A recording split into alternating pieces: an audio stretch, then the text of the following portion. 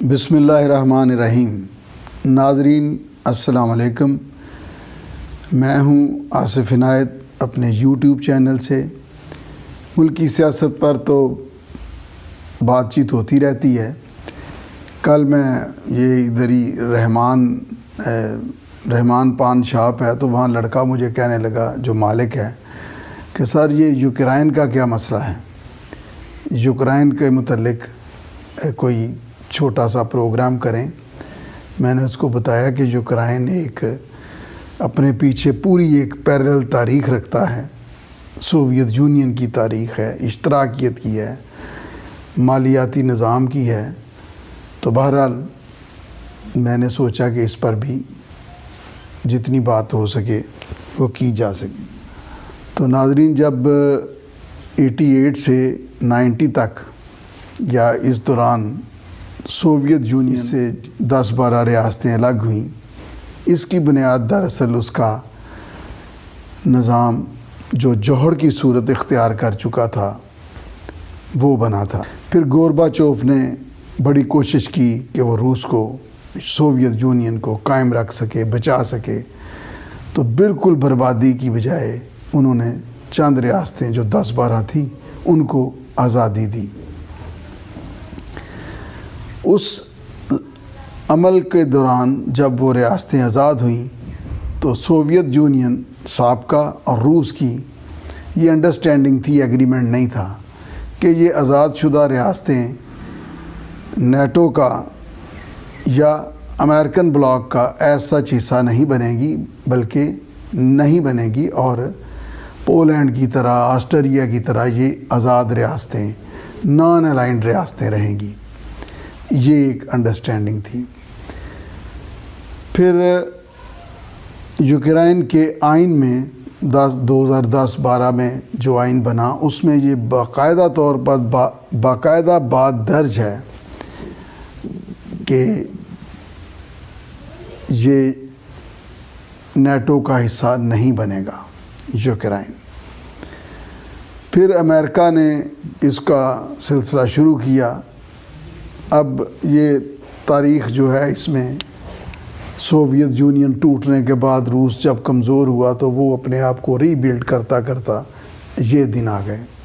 اس دوران 3-4 یا چند ریاستوں نے امریکن بلاک کہہ لیں یا نیٹو کہہ لیں، اس کو جوائن کیا، وہ برداشت کر گیا۔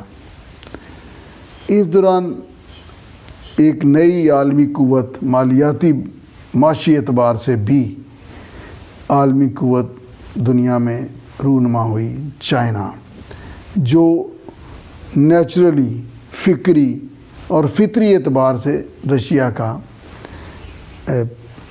وہ ساتھی ہے اور اس کے بلاک میں وہ ایک ہی بلاک تصور کیا جاتا ہے۔ یہ ڈیولپ ہوئے مالی اعتبار سے، عسکری اعتبار سے، اور ادھر امریکہ نے یوکرائن میں ایک اورنج انقلاب، اورنج ریونیو کا بندوبست کیا، جس میں پیسہ، مال، ہر چیز دی، اور اس وقت کی گورنمنٹ کو جو اس بات پر قائم تھی کہ یہ نیٹو کا رکن نہیں بنے گا، کو ختم کیا گیا اور اپنی فیور کے لوگوں کو لایا گیا، جنہوں نے آئین میں امینڈمنٹ کر کے تو یہ شک ختم کی کہ یہ نیٹو کا بھی رکن بن سکتا ہے، جو اخلاقی اعتبار سے، جو بین الاقوامی اخلاق ہے، اس کے اعتبار سے غلط تھا، کیونکہ یہ انڈرسٹینڈنگ امریکہ کی تھی۔ اب دوسری ریاستوں کو تو رشیا نے، روس نے برداشت کر لیا، مگر یوکرائن کے حوالے سے وہ بہت سینسٹیو ثابت ہوا۔ اس کی وجہ یہ ہے کہ پہلے ہم دیکھیں گے کہ یوکرائن کیا ہے۔ یوکرائن رقبے کے اعتبار سے یورپ کا دوسرا بڑا ملک ہے، اور آبادی کے لحاظ سے پاپولیشن اس کی 40 ملین ہے، جو کہ پولینڈ سے زیادہ ہے۔ پھر یورینیم یورپ میں پہلے نمبر پر ہے۔ یورینیم کے جو ذخائر ہیں دریافت ہو چکے ہیں اور مزید قابل دریافت ہیں۔ ٹائٹینیم کے حوالے سے اگر بات کی جائے تو یورپ میں دوسرے نمبر پر، جبکہ دنیا میں 10ویں نمبر پر ہے۔ 2.30 بلین ٹن دریافت ہو چکے ہیں اور یہ دنیا کا 12% ہے۔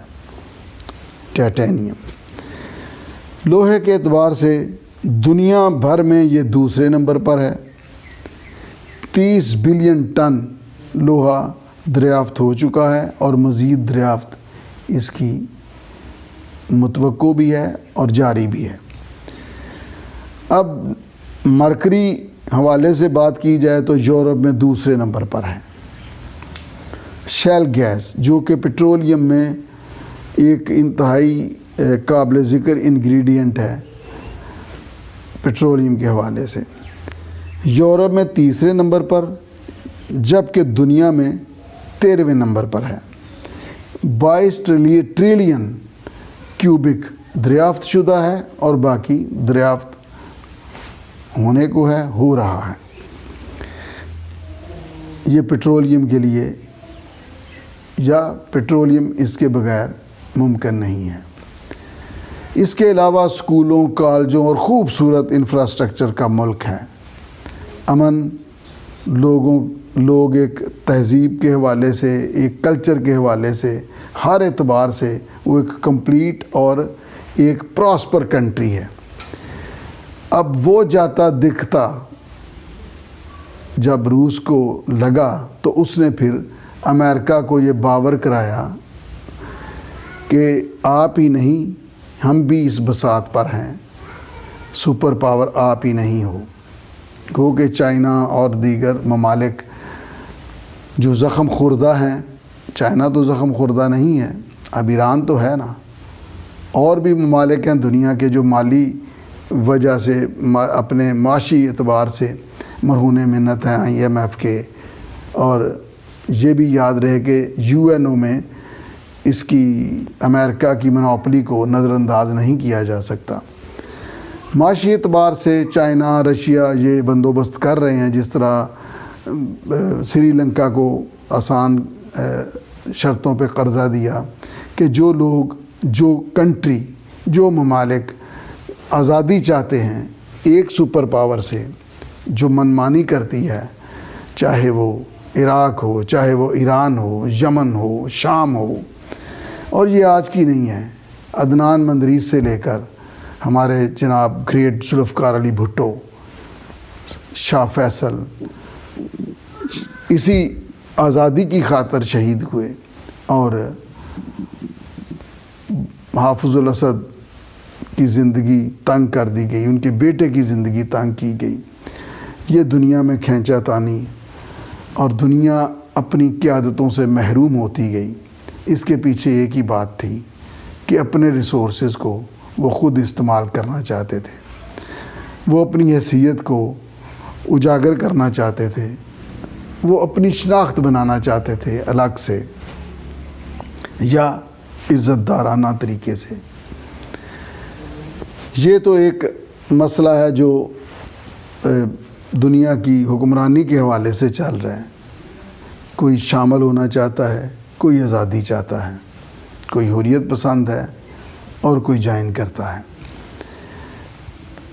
اب رشیا کا ایک تو یہ تھا، روس کا ایک تو وہ اس نے اپنے آپ کو ریکلیکٹ کیا، اپنے آپ کو ری اسٹرینتھن کر کے، تو اس نے پہلی جو ریاستیں آزاد تھیں چند، انہوں نے نیٹو میں شمولیت اختیار کی تو اس کو برداشت ہو گئی۔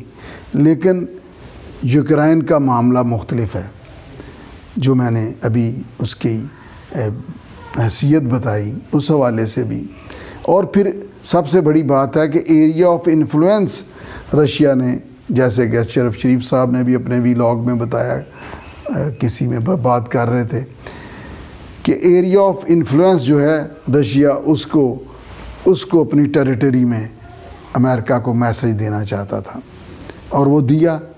اب اس میں کیو کے اس کے دارالخلافہ میں عام لوگ، معصوم لوگ بھی قتل ہو رہے ہیں، اور سب سے زیادہ دکھ جو ذاتی طور پر مجھے اور آپ کو ہے وہ یہ ہے کہ ہمارے اسٹوڈنٹ، ہمارے بچے ادھر آ گئے ہیں، سٹک ہو گئے ہیں، قابو آ گئے ہیں، موت کے سائے ہیں، بموں کی برسات ہے۔ اللہ کریم سب کو محفوظ رکھے۔ لیکن ہمارے وزیر خارجہ یہ اپنی لیلی بلاول بھٹو کی ریلی کے مقابلے میں لے کے سندھ کی طرف جا رہے ہیں، اور شہباز گل ہے کہ میرے خیال سے اگر کوئی اس گانے کا پہلا وہ مصرع لگا دینا ٹویٹ پہ کہ انشاء جی اب کوچ کرو، تو اس پر مائنڈ کر جائے، اس پر یہ کوئی 100 باتیں بنا دیں گے۔ حکومتی وزراء، مشیر اور ترجمان، پتہ نہیں ان کو دنیا کے حالات کا نہیں پتہ، ان کو پاکستانی عوام کا نہیں پتہ۔ یوکرائن میں ہمارے بچے ان کی مدد کو پکار رہے ہیں، اور وہاں ہمارا جو سفیر صاحب ہے سنا ہے کہ وہ بھی موجود نہیں ہے، اور ان کی مدد وغیرہ نہیں ہے، صرف فوٹو سیشن کر کے یہ چلے گئے ہیں۔ ابھی کل ہی کسی بچی کی ٹیلی فون کال میں سن رہا تھا کسی پروگرام میں، اور اس کا سانس پھولا ہوا اور وہ پیدل جا رہی ہے پولینڈ کی طرف، اسٹوڈنٹ اس کے ساتھ ہیں۔ اللہ کریم ان کی خاص مدد فرمائے۔ اور ویسے بھی انسانی بنیادوں پر ہم چاہتے ہیں کہ دنیا کا کوئی انسان بھی کسی انسان یا کسی آفت کی زد میں آ کر وہ اپنی زندگی نہ کھو دے، کیونکہ انسان جب انتقام لینے پر آتا ہے تو درندگی کو پیچھے چھوڑ دیتا ہے۔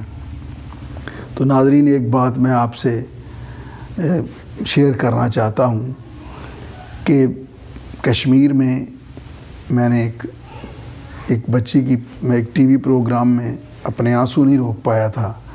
نوجوان بچی، کالج کی ہماری بیٹی بہن، اس پر ہندو درندہ یونیفارم میں ہے، بچی بھی اسکول یونیفارم میں ہے، سڑک پر۔ میں اس سے زیادہ بات کرنے کا متحمل نہیں ہوں۔ تو ایسے ظلم کہ انہوں نے اپنے مردے اپنے گھروں میں دفنائے، ان پر زندگی اس دنیا میں 2022 میں بھی تنگ ہے۔ اور پھر ایک تصویر دیکھی، 60 سالہ نانا سڑک پہ شہید پڑا ہے، مسلمان بچہ، اس کا نواسا اس کے سینے پہ بیٹھا ہے، اس کو نہیں پتہ کہ میرا نانا مر چکا ہے۔ کیا مودی تم اس پھول کو کہو، اس پھول سے یہ توقع رکھو گے کہ وہ یا اس کی آنے والی نسلیں ہندوستان کے ساتھ رہیں گی؟ ہندوستان نہیں، بھارت۔ تم یہ سمجھتے ہو؟ تو میرے بیٹے نے اپنے ایک دوست کو، وہ بچے لگے رہتے ہیں آپس میں بات کرنے، ایک فلسطینی بچہ شہید ہے، اس کے گرد بچے ہیں، وہ تصویر میں بھی بڑا دل گرفتہ ہوا۔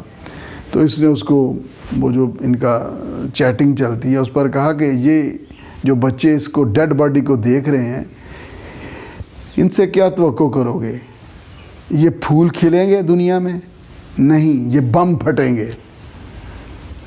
تو جہاں انہوں نے ابھی اس کا جو ہے یوکرائن کے فوجیوں کو دکھایا گیا ہے، یہ اپنی بیویوں سے مل کر جا رہے ہیں، پتہ نہیں کب ملیں، یہ پھر نہیں ملیں گے، ایسی دل پسیج کر دیں پکچرز انہوں نے لگائی ہیں۔ کیا روہنگین مسلمانوں کی وحشیانہ قتل، فلسطینیوں کی دہائیوں سے قتل، اور کشمیر میں قتل و غارت گری، آبرو ریزیاں، یہ ان انسانوں کی ہو رہی ہیں جنہوں نے اپنے پیغام کے ذریعے انسانیت سکھائی تھی۔ گو کہ بقول اقبال کے یہ سچ ہے کہ ہے جرم ضعیفی کی سزا مرگ مفاجات، لیکن جو دنیا میں انسانوں اور جانوروں کے حقوق کا خیال رکھتے ہیں اور وہ بڑے قوانین پاس کرتے ہیں، ان کو کشمیر، روہنگیا، فلسطین، ان ممالک میں بھی انسانوں کو انسان سمجھنا چاہیے۔ یوں تو ہم مذمت کرتے ہیں رشیا کے اس اقدام کی، جو شہریوں پر بمباری اور گولہ باری اور گولی چلی ہے، اور نہتے اور مظلوم لوگ، سادہ لوگ جو جنگ کا سوچتے بھی نہیں، بلکہ ایک بندہ وہاں کے میجر جنرل کی بات سنا رہا تھا کہ وہ اس کی کوئی پاکستانی کسی سے رشتہ داری ہے جو وہاں آباد ہیں، تو انہوں نے کہا جی کہاں گئے ہیں؟ انہوں نے کہا جی وہ آفس گئے ہوئے ہیں، جیسے کوئی بینک افسر گیا ہوا ہے آفس۔ یہ بات کرنے کا مقصد یہ ہے کہ مائنڈ سیٹ ان کا جنگی نہیں ہے، لیکن امریکہ اور اس کے مخالف رشیا اور اس بلاک کی کنفلکٹ میں آ کر وہ لوگ بھی اپنی زندگی کا سکون کھو رہے ہیں۔ ہماری دعا ہے کہ اس دنیا کے جو دکھ ہیں، غم ہیں، وہ جو اللہ کی طرف سے آتے ہیں انفرادی طور پر، خاندانی طور پر، وہ تو میرے مالک کا حکم ہوتا ہے، لیکن یہ ملکوں اور قوموں کی بربریت، یہ دنیا میں بدماشی اور اپنی حکمرانی قائم کرنے کے لیے اس کو ختم ہونا چاہیے، اور یہ ختم ہوگی جب ہم انڈیویجولی اور اجتماعی طور پر اس کے خلاف بات کریں گے۔ تو ناظرین، ہمارے ساتھ ایک یہ حادثہ بھی ہو چکا ہے کہ اشتراکیت کو ایک سازش کے تحت اسلام کے خلاف کوئی جیسے کوئی نظام نہیں ہے، یہ پورا ایک مذہب ہو جیسے، اس طرح اس کی تشریح کی گئی۔ اشتراکیت کے ارتقاء اور روس کے ٹوٹنے، ری بلٹ ہونے، دنیا میں نئے بلاک بننے اور متوقع آئندہ جو دنیا کا نقشہ بن رہا ہے اس کی صورت گری جو ہو رہی ہے، اس حوالے سے آئندہ انشاءاللہ تعالیٰ پروگرام کیا جائے گا۔ آج کے لیے اتنا ہی، ملتے ہیں اگلے ویلاگ میں۔ اللہ حافظ۔